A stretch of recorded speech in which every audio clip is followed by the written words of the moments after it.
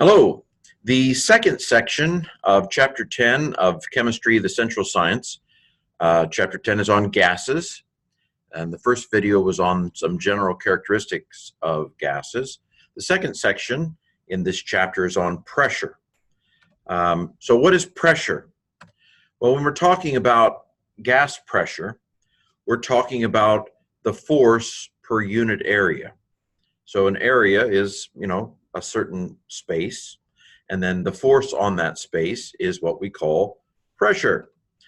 Now, atmospheric pressure is the weight of the air from the atmosphere on us. This is kind of a strange thought, I think, at first when you first hear it, but there's a sense in which if you look up, all of that air on top of us is weighing down on us. Now, air doesn't weigh much, and we're used to it, right? And so, we don't even notice it.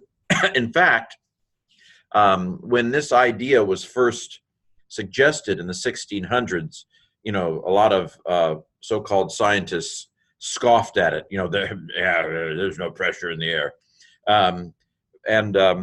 Pascal, Blaise Pascal, who was a kind of a famous philosopher slash mathematician slash scientist of the 1600s, he actually, and I'm getting ahead of myself, he took a barometer and went up a volcanic mountain in France, and sure enough, the pressure dropped as he went higher and higher. Why? Because there was less weight of air, on the barometer as he went up. It took some time because people believe what they want to believe, but we would now all agree that there is a weight of air upon us, a pressure, a force per unit area on us from the air above us. Of course, this is true underwater too, right? If a submarine, the early submarines couldn't go down as far because they couldn't withstand the pressure of the weight of the water above them, and if you go really, really, really deep into the ocean, the water pressure just crushes something. Well, okay. So let's say that we have a meter squared column of air that goes from the upper atmosphere all the way down to the ground. Well, that square meter of air has been calculated to have a mass of 1 times 10 to the 4 kilograms. So 1 with 4 zeros after it. That's 10,000 kilograms.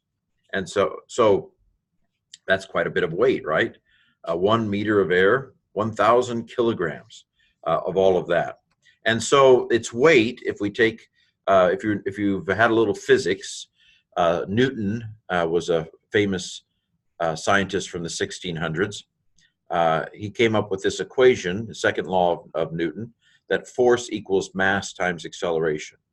So if the mass of that column of air is 1 times 10 to the 4th kilogram, and the acceleration we know due to gravity is 9.8 meters per second squared, roughly 10. So we're roughly multiplying 10,000 times 10. Basically, we have 1 times 10 to the 5th Newton, that's a Newton, a kilogram meter per second squared, that's a unit of force. Now, in English parlance, we talk about pounds as a unit of weight and force, but not so much in science. In science, we talk about the Newton. 1 Newton is 1 kilogram meter per second squared. And so roughly 1 times 10 to the 5th force of air in 1 column of air going up to the upper atmosphere. So what is a Pascal? Well, named after the guy I just mentioned, Blaise Pascal. A Pascal is 1 Newton of atmospheric force per meter square. So 1 Pascal is 1 Newton per meter square of force. There you got it. So the symbol for the Pascal is PA, not Pennsylvania, but the Pascal. 1 Pascal is 1 Newton of force per meter square meter of area. Okay, and so at sea level, the pressure at sea level is 1 times 10 to the 5th pascals. Okay? Yeah, there you got it. Or 100 kilopascals, kPa. This is also called 1 bar of pressure. You may have heard, how many bars of pressure are there. And of course, right before a storm, the pressure drops. That's one of the ways you know that a storm's a-coming, because the pressure suddenly drops. But I digress. Okay, so we have 1 Pascal is 1 Newton of force per square meter squared. That's also equal to 1 bar in meteorological language. By the way, how do we measure these things? Well, you've probably heard of a barometer. Barometers measure pressure. When I was growing up, we had a little barometer on the back window of our house, so we could see what the pressure was. Or was it a thermometer? Not important. I'm just making it up, right? You don't know. You weren't there. I don't know, and I was there. Okay, what's a barometer? A barometer is a closed tube with a vacuum in it, then some sort of liquid, often mercury in the old days, and then the atmosphere on the other side. So basically, you're balancing how far the mercury goes up in this closed vacuum tube with the weight of the atmosphere on the mercury. Scientists didn't believe there could be, nature abhors a vacuum. There can be no vacuum, you heretic. But anyway, so the guy who came up with this was named Torricelli, and he was Italian, as you can tell from the name. But anyway, he had this vacuum and mercury, and so the atmosphere would push on the mercury on the one side, and the mercury would go up the tube, and the measurement, he basically said 1 millimeter, or we would say 1 millimeter of mercury is equal to 1 torr, named after Torricelli. Another way, so we've got the Pascal, we've got the bar, and now we have the torr. These are all different ways of measuring things. So that's a barometer. A barometer is a closed tube with a vacuum in it that you measure the pressure of the atmosphere, because the pressure of the atmosphere is on the liquid that is in common between the tube and the air. And this is what Pascal took up, or had somebody take up a mountain in France to show that as he went up the mountain, the pressure on the vacuum side decreased. Now, there's also a manometer.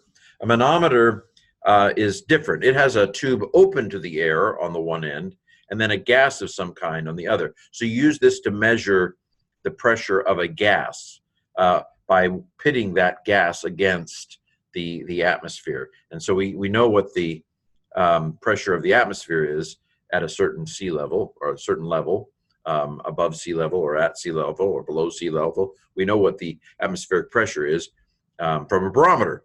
And so then we can take that and balance it against another gas to measure the pressure of that gas. Okay, so these are the tools of the trade. So standard atmospheric pressure, we've already said it's 100 kilopascals, or 1 times 10 to the 5th pascals. That's a 1 with 5 zeros behind it, or 100,000 pascals. That's 1 bar as pressure. And now introducing the atmosphere. So this is a more standard, I would say, unit of pressure in chemistry. 1 atmosphere, 1 ATM, you don't get any money out of it, unfortunately, but 1 ATM is 1 atmosphere of pressure, and it's, again, 100 kilopascals, or 1 bar. And it's 760 millimeters of mercury. Hg is, of course, the chemical symbol for mercury. Because it's old, that back in the Latin days, before everybody knew that English was the bomb.